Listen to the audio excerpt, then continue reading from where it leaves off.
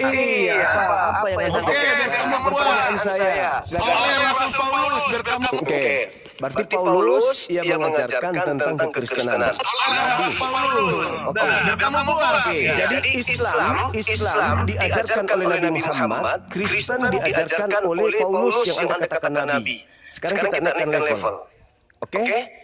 Yesus berkata bahwa nabi-nabi palsu itu bisa dilihat dari buahnya. Oke? Nabi Muhammad, kalau dia nabi palsu, bisa dilihat dari buahnya. Apa buah nabi palsu? Umatnya memanggil Yesus Tuhan. Umatnya nabi palsu bermujizat, bernubuat, kemudian mengusir setan pakai nama Yesus. Itu buah dari nabi palsu. Pertanyaan saya, adakah umat selain umatnya Nabi Paulus yang melakukan kriteria yang diceritakan oleh Yesus dalam Matius 7 nomor 15 sampai nomor 23 ini? Silakan. Oke, kalau saudara Juma bilang kriterianya ada nabi palsu adalah Paulus. Kenapa Allah atau Muhammad tidak pernah menceritakan tentang Paulus ini seorang nabi palsu? Saudara, Paulus lahir 500 tahun sebelum Muhammad atau Allah Mekah ada. saudara, Yesus Muhammad tidak bisa mengenal Paulus. Yesus yang bercerita tentang nabi palsu. Itu dulu jawab dulu. Yesus yang bercerita Atau nabi-nabi atau sahabat-sahabat Muhammad tidak menceritakan Paulus dalam kitab atau hadis-hadis. Yesus yang bercerita Itu dulu. Yesus yang bercerita tentang nabi palsu, bukan Allah. Kalau Allah bercerita tentang hal yang Anda pahami, Tolong itu buta. itu kan mulai menghina. mulai dia kena dia kan, mulai dia kena jantungnya. Kenapa? Dia sudah mengakui. Karena putus asa mau kemana? Mau ke Nabi Musa bukan, mau ke Yesus juga bukan. Satu-satunya Paulus. Giliran dinaikkan levelnya. Yesus berkata tentang nabi palsu. Dari buahnya kamu bisa melihat nabi palsu itu. Paulus kan sudah masuk dalam kategori nabi menurut saudara kita. Nah sekarang nabi palsu itu dari mana bisa kita lihat menurut Yesus? Dari buahnya. Apa tanda nabi palsu? Pengikutnya memanggil Yesus Tuhan, bernubuat pakai nama Yesus, bermujizat pakai nama Yesus, mengusir setan pakai nama Yesus. Itu tanda-tanda ada di mana? Ada di Islam atau ada di Kristen? Silakan. Silakan naik lagi. Saudara Kristen kita silakan. Ingat ya, kita bukan dalam keadaan sesi saling hujat ya, jangan. Kita mengedukasi. Percuma saya buka kamal kayak gini kalau saling hujat. Iya. Pertanyaan saya dulu jawab Juma. Kenapa? Kamu jawab aja dulu. Ini pertanyaan Kenapa? Ini pertanyaan netral. Hei, ini pertanyaan Tidak netral. pernah menceritakan Paulus ini dalam satu ayat pun. Saudara, ini Nabi Muhammad mendapatkan ilham dari Allah, lantas menceritakan Nabi Isa alaihissalam yang datang ke tengah-tengah Bani Israel, dihakimi oleh pencipta langit dan bumi. Wa iskalallahu ya Isa bin Maryam, anta qulta linnas tahizuni. Wahai Isa putra Maryam, apakah engkau yang mengajarkan manusia mempermalukan dirimu? Sabar. Apakah engkau yang mengajarkan manusia untuk menuhankan dirimu? Dihakimi Nabi Isa. Ternyata yang mengajarkan menuhankan Yesus itu adalah Paulus. Anda kan sudah mengaku. Nabi yang mengajarkan kekristenan adalah Paulus. Berarti Al-Quran saya membahas tentang Paulus meskipun tidak disebutkan namanya. Yaitu siapa yang mengajarkan kaum menuhankan dirimu, wahai Nabi Isa. Ternyata bukan Nabi Isa, bukan Yesus kan yang mengajarkan menuhankan dirinya, tapi Paulus. Roma 10, nomor 9, nomor 10. Barang siapa yang berkata, Kamu bawa ayat Alkitab Juma. loh, itu fakta bro. Itu fakta real. Enggak usah nangis di sini. Sekarang yang Anda harus Dengar dulu. sekarang yang Dengar yang banyak. Saudara, yang berbicara Yang banyak kita yang berbicara tentang nabi palsu Al-Quran atau Bible, Yesus atau Tuhanku yang berbicara tentang nabi palsu. Sudah saya bilang, kenapa yang berbicara tentang nabi palsu? Al-Quran juga bicara nabi palsu? Tuhanku atau kitabmu? Tuhanmu juga bicara nabi palsu? Tolong tunjukkan di mana dalilnya. Di mana dalilnya? Jangan baca dari Al-Quranmu. Nabi palsu. Masa nggak tahu juga? Tolong tunjukkan dalilnya. Di mana? Makanya kamu itu nggak tahu yang main juga tidak ada bakti. Oke, dah. Sekarang kalau kamu bisa menunjukkan ayat tentang nabi palsu, silakan. Saya tunjukkan ayat tentang nabi palsu. Makanya naik ke sini jangan emosi. Kita ke sini ini membuka kuman ini untuk mengedukasi anak bangsa. Kita membantu pemerintah dalam menggalakkan, mencerdaskan anak bangsa. Jangan emosi, santai aja. Anda boleh bertanya tentang Islam terkait dengan tema ini. Boleh. Jangan kemana-mana. Apabila engkau ragu, tanyakan kepada Yahudi. Nabi ku ragu rupanya. Enggak. Menyentuh bahkan melihat pun kitabnya orang Yahudi itu Nabi enggak pernah. Bukti bahwa beliau enggak ragu. Oke. Fakta bahwa Nabi enggak ragu sampai hari ini ajarannya 1400 tahun. Kokoh berdiri tanpa campur tangan orang-orang Yahudi. Paham? Sekarang giliran saudara saya Kristen. Tadi Anda sudah mengakui bahwa Nabi yang mendirikan agama Kristen adalah Paulus. Sudah kita kunci di situ. Nah sekarang menurut Yesus ada nabi palsu. Dari buahnya nabi palsu ini bisa kita ketahui. Apa buah dari nabi palsu menurut Yesus? Memanggil Yesus Tuhan. Bermujizat pakai nama Yesus. Mengusir setan pakai nama Yesus. Bernubuat pakai nama Yesus. Di mana itu tertulis? Di dalam Matius 7 nomor 22 sampai nomor 23.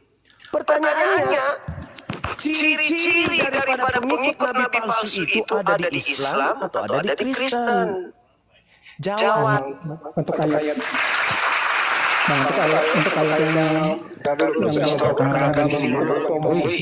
perkenalkan diri dulu baru masuk. Perkenalkan diri dulu. Perkenalkan saya Kristen dan saya dari kaum Kristen. Silakan. Jadi Bang Zuma, jadi waktu kamu ngomong dari Matius dari 24 yang 3 sampai 4 itu kita ini tidak menambahkan dalam kitab kita sendiri, itu enggak salah. Itu ayat itu. Ayatnya gimana, Bang? Ayat itu jelas-jelas itu ngomong tentang nabi kalian. Oh ya? Nabi saya pernah mengaku padamu. Nabi saya pernah mengaku bertemu. Nabi saya pernah mengaku bertemu dengan Mesias gitu. Di mana Kalian baru lahir 570 tahun dan Yesus baru lahir pada tidak seperti itu, saudara. Coba dalami lagi Bible. Kenapa sulit memahami Bible itu padahal sudah bahasa Indonesia direvisi, diperhalus, supaya kalian bisa paham loh. Besok direvisi lagi supaya kalian paham. Belum paham juga direvisi lagi, dikoreksi lagi sampai kalian betul-betul paham. Masa nggak bisa? Yesus itu sedang berbicara dengan orang-orang yang hidup di abad pertama bahwa Mesias palsu dan Nabi palsu itu akan datang bertemu dengan orang-orang yang hidup di abad pertama. Nabiku hidup di abad ke-7. Jangan kait-kaitkan itu. Jangan. Nggak nyambung itu. Pertanyaan kalian pernah bertemu dengan Yesus? Kenapa bisa Muhammad menganggap Yesus itu nabi bukan Tuhan? Apakah dia saksi mata tentang Yesus? Bukan itu. Yesusnya berkata kepada muridnya, waspadalah kepada penyesat yang datang kepadamu. Yang datang kepada murid Yesus. Siapa yang datang kepada murid Yesus? Paulus atau Nabi Muhammad?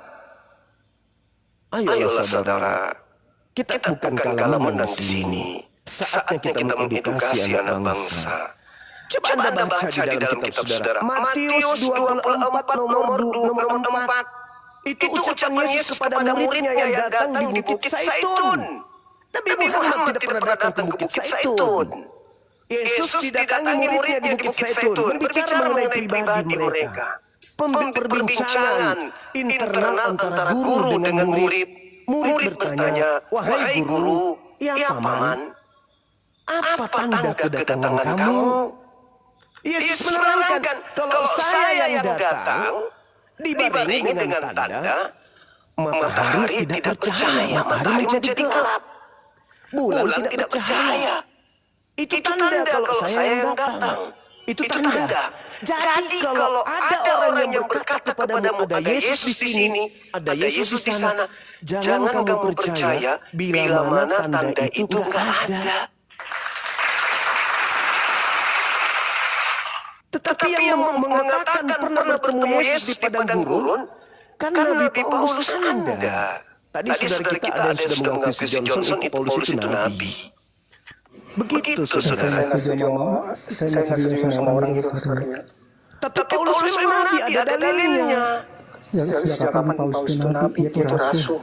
Kisah para Rasul 13 nomor 1, ada beberapa nabi di Antioquia, Kirene di Antioquia, kemudian Saulus di Antioquia. Lalu dalil ini mau diapain? Di situ jelas-jelas ada beberapa nabi di Antioquia. Salah satunya adalah Saulus. Kalaupun Anda mengatakan Paulus ini bukan nabi, lalu dari mana ke-13 karangannya? 13 buku karangan ini dari mana dia dapatkan? Dari mana? Farisi. Iya, sendiri orang Farisi. Iya, dari mana dia mendapatkan 13 buku ini? Karangan kah?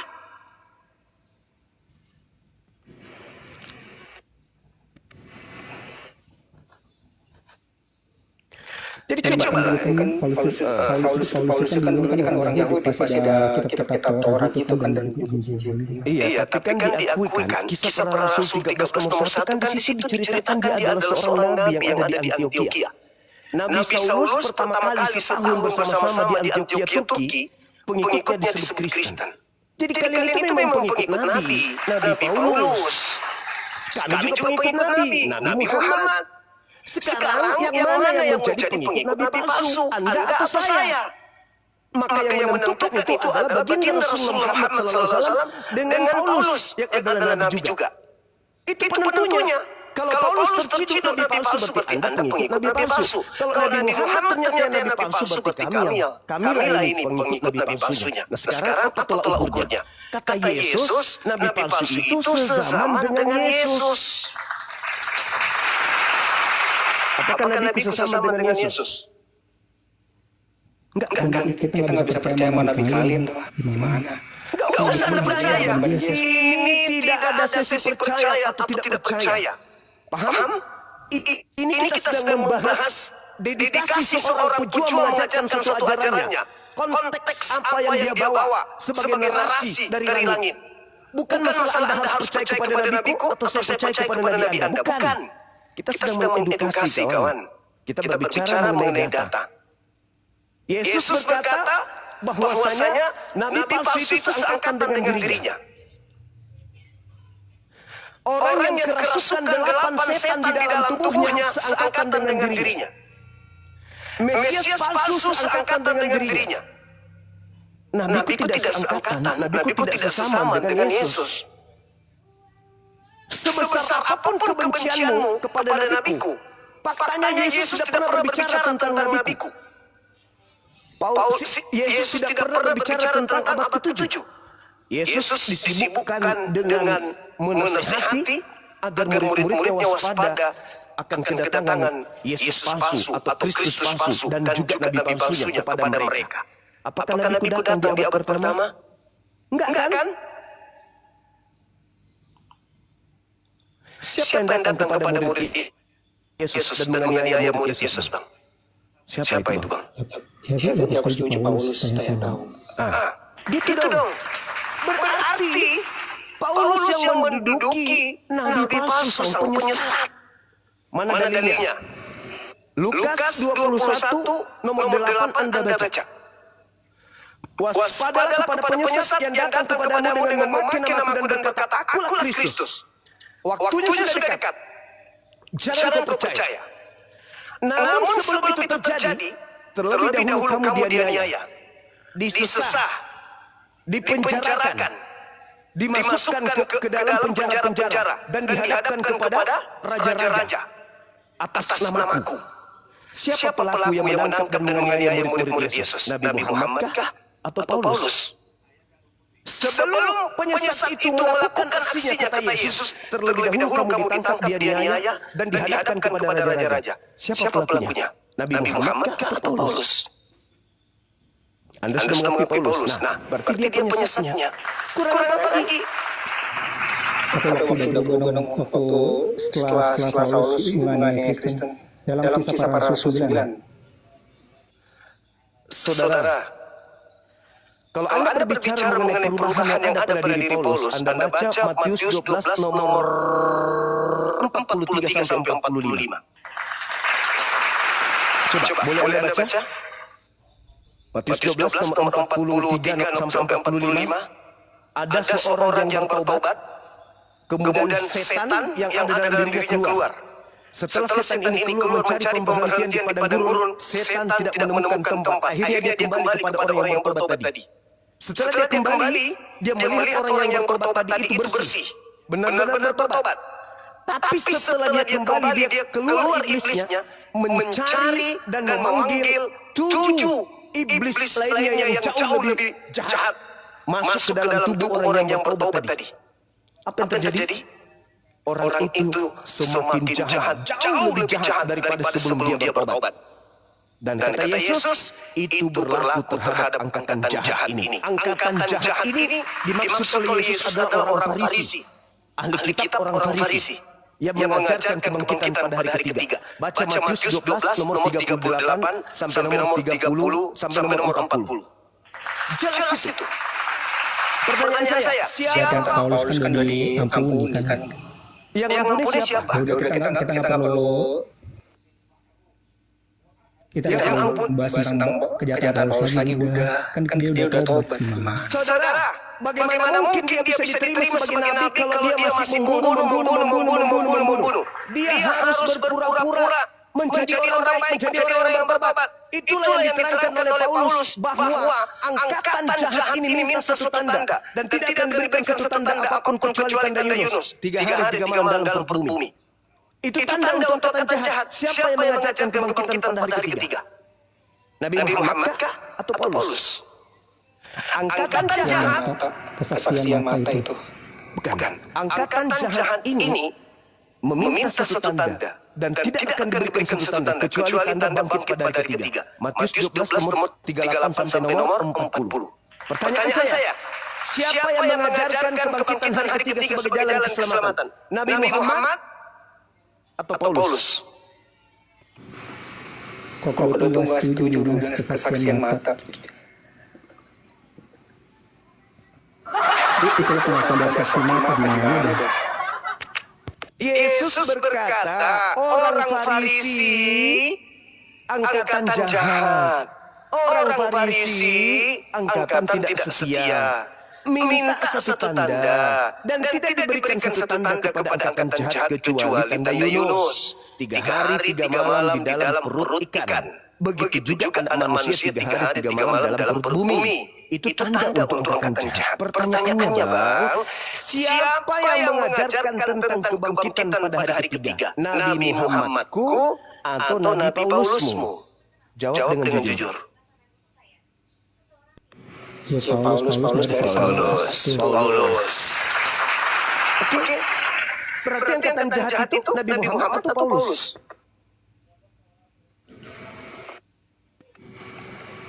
Kalau antara itu sudah ada beda sama Muhammad. Saudara, Nabi Muhammad bukan orang Farisi. Paulus di dalam Filipi 3 nomor 5, aku ini adalah keturunan Benyamin. Saya adalah orang Farisi. Sementara Paulus, Yesus mengatakan orang Farisi adalah angkatan jahat. Kerasukan setan 8 ekor setan di dalam tubuhnya. Orang Farisi seangkatan dengan Yesus. Nabiku, apakah orang Farisi? Apakah dia kemudian pernah bertemu dengan murid Yesus? Apakah Nabi pernah minta suatu tanda kepada Yesus? Apakah Nabi percaya kepada kebangkitan hari ketiga? Tidak. Semuanya Paulus. Dan Anda sudah akui bahwa agama Kristen didirikan oleh Paulus. Dengan kata lain, silakan Anda narasikan agama Anda ini. Dari mana? Dari mana agama Kristen ini? Dari angkatan jahat? Dari orang Farisi? Apalagi angkatan tidak setia? Apalagi Nabi palsu.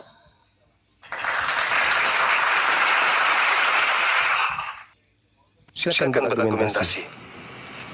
Kalau kebangkitan dari Paulus, mending semua baca dari Wahyu 1:17-18. Itu Yesus yang berkata. Saudara, kalau Anda membawa Wahyu 1 nomor 17 nomor 18, itu dituliskan di tahun 190 sampai tahun 110. Di mana Yesus pernah berkata, "Akulah Alfa dan Omega"? Kapan Yesus pernah mengatakan itu? Di depan mata Yohanes, Wahyu itu sama Yohanes. Hei, tahun 33 Yesus berkata di dalam Yohanes 17 nomor 8, segala firman yang engkau berikan kepadaku telah aku sampaikan kepada mereka. Selesai di tahun 33. Lalu siapa yang berkata di tahun 100 kepada pengarang kitab Wahyu di Pulau Patmos? Akulah Yesus. Untuk kesaksian mata dong. Akulah Yesus Kristus, sang bintang timur. Siapa ini bintang timur ini? Siapa? Helai bin Sakar ini siapa? Baca Yesaya nomor 12, nomor 14, Yesaya 14, nomor 12, nomor 13, nomor 14, nomor 15. Sang bintang timur adalah